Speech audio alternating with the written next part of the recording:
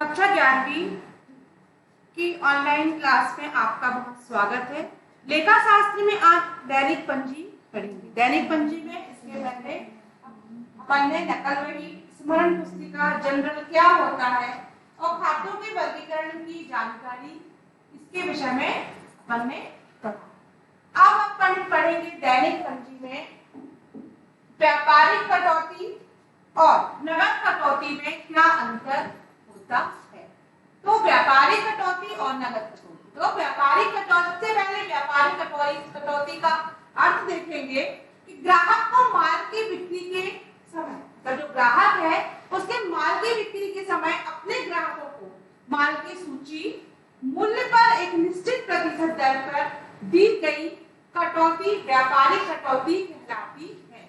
मतलब जो ग्राहक होता है उसने माल में बिक्री के समय ग्राहकों को माल की सूची में जो एक निश्चित प्रतिशत दर में दी गई जो कटौती होती है उसे क्या कहते हैं? व्यापारिक कटौती कहते हैं। फिर है नगद कटौती। क्या होती है? ग्राहक द्वारा माल की नगद बिक्री के नगद भुगतान करने पर ग्राहक को मूल्य पर एक निश्चित प्रतिशत पर दी गई कटौती को नगद कटौती कहते हैं। मतलब जो ग्राहक होता है उसके विक्रय मूल्य पर जो विक्रय मूल्य होता है उस पर एक निश्चित प्रतिशत जो होती है कटौती दी जाती है, तो उसे क्या कहते हैं? नगद कटौती कहते हैं। फिर कटौती देने का समय। तो कटौती माल की जो कटौती होती है वह माल की बिक्री के समय सूची मूल्य पर दी जाती है। मतलब जो माल की कीमत होती है तो उसकी जब बिक्री की जाती है तो उस समय सूची मूल्य पर क्या दी जाती है? कटौती दी जाती है। कटौती मूल्य के समय तुरंत भुगतान पर दी जाती है। क्या नगद कटौती होती है वह कटौती माल के समय तुरंत भुगतान के समय तुरंत जब पैसा देते हो भुगतान करते हो तब दी जाती है। फिर तीसरा है कटौती प्राप्तकर्ता। तो यह कटौती सभी प्रकार के नगद व उधार माल खरीदने वाले ग्राहकों को दी जाती है। मतलब जो व्यापारिक कटौती होती है वह कैसी होती है? कौन प्राप्त करता है? तो कटौती सभी नगद व उधार माल के खरीदने वाले ग्राहकों को दी जाती है। और नगद कटौती किसे दी जाती है? जो नगद भुगतान करने पर, मतलब जो नगद भुगतान करने वाले जो ग्राहक होते हैं उनको दी जाती है।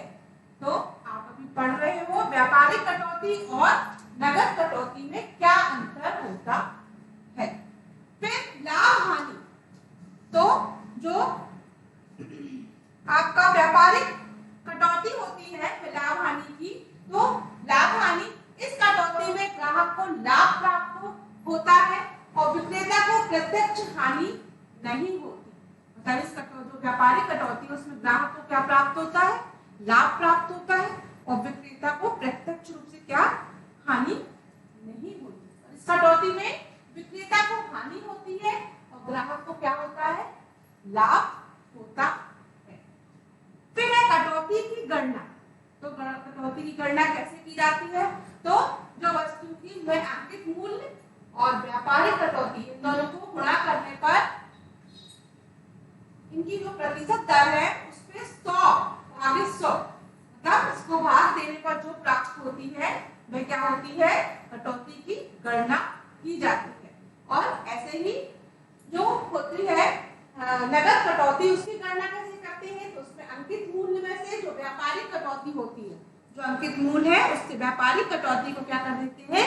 घटा देते हैं और गुणित नगद कटौती का प्रतिशत, मतलब जो नगद कटौती है उसका प्रतिशत होता है उसको भाग देने पर जो प्राप्त होती है उसे क्या कहते हैं? नगद कटौती कहते हैं। फिर है लेखा। तो जो व्यापारिक कटौती है उसका लेखा क्या होता है? उनको अपन जनरल में प्रविष्टि नहीं होती। जो व्यापारिक कटौती होती है उनको जनरल में अपन प्रविष्ट नहीं होती और नगद कटौतियों को क्या करते हैं? अपन जनरल में दर्शाते हैं। इनमें नगद कटौती जो होती है उनकी प्रविष्टि को क्या करते हैं? जनरल प्रविष्टि में क्या किया जाता है? मतलब प्रविष्टि की जाती है। तो ये हो गया व्यापारिक कटौती और नगद कटौती में अंतर। तो तो आपने ये पढ़ा व्यापारिक कटौती और नगद कटौती में अंतर। अब इसके बाद देखेंगे आप देखेंगे कि मिश्रित जनरल प्रविष्टि क्या है। तो ये हो गया, आपको बता रही हूं मैं जनरल प्रविष्टि क्या होती है। जब किसी को मतलब जो प्रविष्टियां होती है, जनरल प्रविष्टियां होती है, उनको आप कैसे लिखोगे?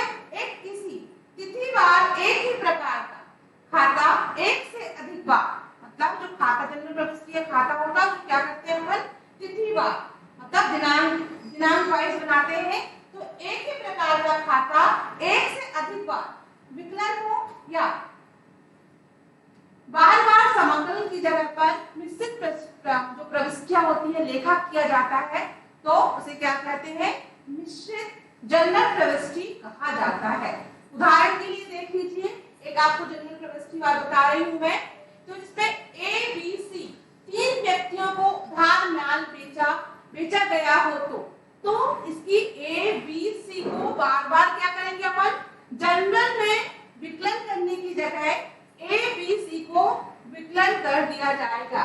इसे क्या कहेंगे? मिश्रित प्रविष्टियां कहा जाएगा। मतलब जो प्रविष्टियां तीन बार ए बी सी, तो आपको बता दूं एक छोटा सा उदाहरण है, इस तरीके से चार्ट बनेगा। उसमें आपको दिनांक लिखना पड़ेगी, कॉलम बनेगा। सबसे पहले आप ऊपर लिखोगे जनरल प्रविष्टियां, तो ये मिश्रित जनरल प्रविष्टियां कहलाएगा। उसमें आप देखेंगे दिनांक डालेंगे तो आपको यहाँ पर दिनांक का कॉलम रहेगा, फिर ये विवरण का कॉलम हो गया और ये खाता पृष्ठ, उसमें उसके बाद आपका विकलन और समाकलन। इस प्रकार से आपको एक चार्ट बनाना है, उसमें आप प्रविष्टियां लिखोगे। तो मान लीजिए आपने माल खरीदा, उसकी प्रविष्टि ए बी सी, इस सब का माल क्या हो गया आपका? ये सब आपका कौन से खाते में आ गया? विकलन खाते में डेबिट हो गया। और इसके बाद आपने मान लीजिए 10,000 का माल खरीदा, 5,000 का, 4,000 का, ये सब आपके टाइम आ जाएंगे विकलन खाते में आ जाए। विकलन मतलब जो रकम है वो विकलन वाले कॉलम में आएंगे। और समाकलन में आपको इन सब का क्या हो जाएगा? इन सब का जो टोटल रहेगा वो समाकलन में आएगा। तो आपने उसके बाद आपको यहाँ पर प्रविष्टि करना पड़ेगी। आपने उधार माल बेचा, उधार माल बेचा, किसको बेचा? मतलब व्यापारिक खाता है ये प्रकार से, तो आपने ये माल बेचा। तो ये आपकी जो हो गई, क्या हो गई? ये मिश्रित जनरल प्रविष्टियां हो गई। और उसी प्रकार से आप विक्रय खाते से, मतलब ये सब क्या हुआ? आपने इतना माल है जो बुकाई से दिया विक्रय खाते से, मतलब आपने 19,000 जो है विक्रय खाते से गया। उसके बाद है ये ए बी सी के माल को आपका एक जनरल प्रविष्टि का एक प्रोफॉर्मा हो गया। ये आप इस प्रकार से जनरल प्रविष्टियां करेंगे। फिर इसी प्रकार से ए बी सी के माल में क्रय किया हो तो इनकी प्रविष्टियां हम कैसे करेंगे? अलग अलग ना करके एक साथ करेंगे। तो एक साथ करने के लिए इसमें क्या कहेंगे? इसको भी क्या कहेंगे? मिश्रित प्रविष्टियां कहते हैं। मतलब जो ए बी सी के उधार माल पर किए गए प्रविष्टियां, इसकी प्रविष्टियां हम अलग अलग ना करके एक साथ करेंगे, इसे कहेंगे मिश्रित प्रविष्टियां। जैसे उदाहरण देख लीजिए, आप एक वो बनाएंगे, चार्ट बनाएंगे, उसमें दिनांक, विवरण, विकलन और समाकलन दो कॉलम बनाएंगे। उसमें खाता, क्रय खाता, तो आपने क्या क्रय किया? तो ये 12,000 रुपए यहाँ पर क्रय खाते में लिखेंगे। उसके बाद ए बी सी उधार माल बेचा, तो आपने ए को, बी को और सी को जो मतलब माल दिया उसका अमाउंट यहाँ पर आ जाएगा। तो एक प्रकार से ये आपकी क्या हो गई? मिश्रित जो हो गई मिश्रित प्रविष्टि, जनरल प्रविष्टि हो गई। आपको इसी तरीके से आपको आगे वाले मतलब जो आपके सम्स होंगे, गणित होंगे, उनमें आपको इस तरीके से आपको मिश्रित जनरल प्रविष्टियां करनी होगी। इसके बाद आप एक छोटा सा गणित देख लेंगे। निम्नलिखित व्यवहारों को विजय की दैनिक पंजी लिखिए।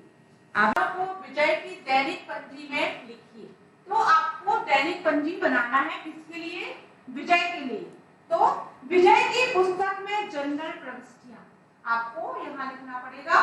तो पहले लिखेंगे कि विजय ने क्या किया दैनिक पंजी में। 500 रुपए का माल आग में नष्ट हो गया। एक लिपिक को 600 रुपए क्या हो गए? चोरी कर लिए। फिर तीसरा है दिनेश ने 5% व्यापारिक बट्टे पर 1500 रुपए का माल बेचा और जिसके पूर्ण भुगतान में 20 रुपए उसको क्या मिली? नगद रोकड़ मिली। तो ये आपको कैसा बनाना है? इसकी जनरल प्रविष्टि करना है। तो आपको लिखना पड़ेगा विजय की, यहाँ पर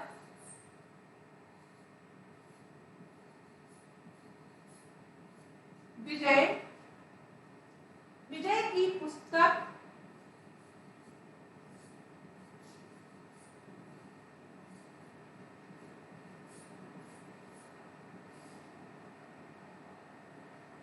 में जनरल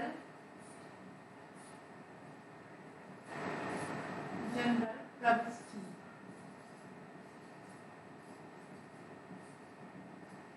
तो ये जो विजय की पुस्तक है उसकी जनरल प्रविष्टि हो गई। यहाँ पर आपको लिखना है दिनांक, यहाँ पर आपको लिखना है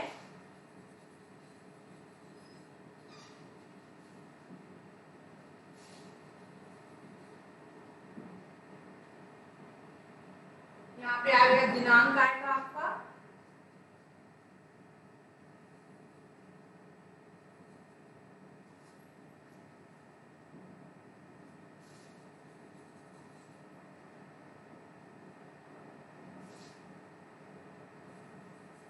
फिर यहाँ पर आपको लिखना है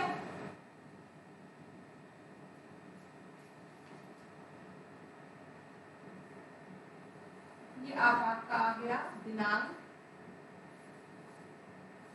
ये आपका हो गया विवरण,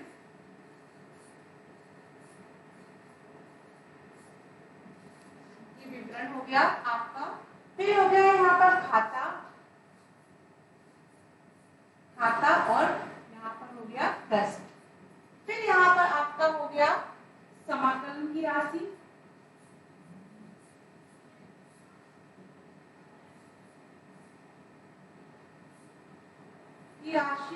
और यहाँ पे हो गया विचलन।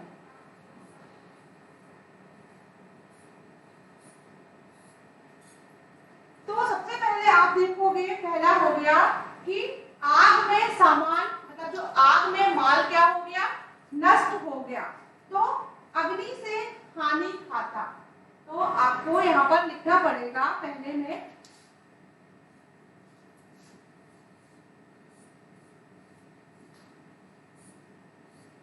अग्नि से हानि खाता।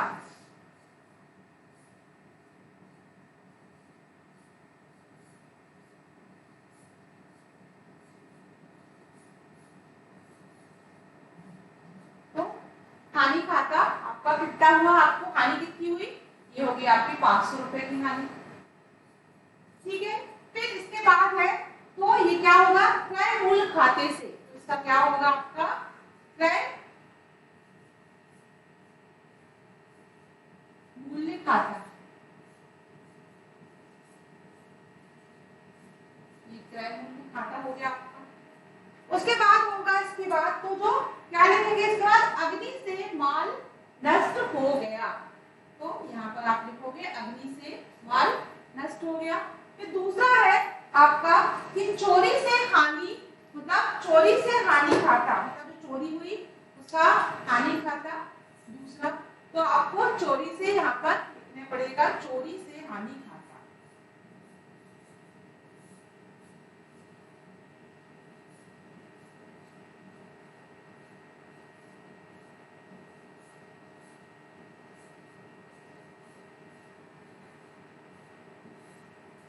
तो जो चोरी से हानि खाता है वह काय से लेंगे आप? तो वह काय से चोरी हुआ? लिपिक, मतलब जो लिपिक से यहाँ पर आप ब्रैकेट में लिखोगे लिपिक का रोकड़ खाता। तो आपकी चोरी कितने की हुई? 600 रुपए की। तो ये आपकी एंट्री कहाँ हो जाएगी? 600 रुपए की। से आप रोकड़ खाता में मतलब आपको दिया हुआ है कि 5% व्यापारिक बट्टे से 1500 रुपए का माल बेचा, जिसे पूर्ण भुगतान पर उसे क्या प्राप्त हुआ, 20 रुपए प्राप्त हुआ। तो रोकड़ खाता यहाँ पर आपको तीसरी एंट्री रहेगी। तीसरी एंट्री में रहेगा रोकड़ खाता। रोकड़ खाता तो वो आपका जो खाता है रोकड़ खाता में आपको 5% की बात मतलब जो व्यापारिक बट्टा है वो कट जाएगा 1500 का। 5% कितना आएगा, 1405 रुपए। यहाँ पर आप लिखोगे 1405 रुपए।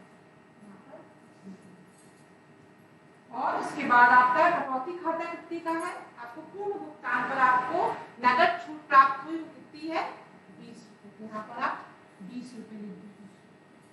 तो इन टोटल को लिखोगे तो आप कितना आ जाएगा, ये 1425 रुपए इसका क्या हो जाएगा, टोटल हो जाएगा।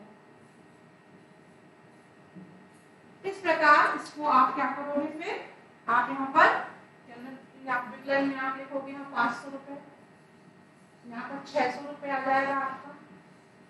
और फिर इनका आपका कुल टोटल लगाओगे तो आपको यहाँ पर कुल टोटल मतलब इसका करके आपको लिखना है। तो कुल टोटल हो जाएगा आपका 2525 यहाँ पर आपका फुल टोटल आएगा 2525। इस तरीके से आपको क्या करनी है, विजय की पुस्तक में जनरल प्रविष्टियां करनी है। एक छोटा सा उदाहरण था आपके लिए। आप अगले प्रश्न को बुक से देखोगे और इसी तरीके से प्रविष्टियां करोगे। धन्यवाद बच्चों।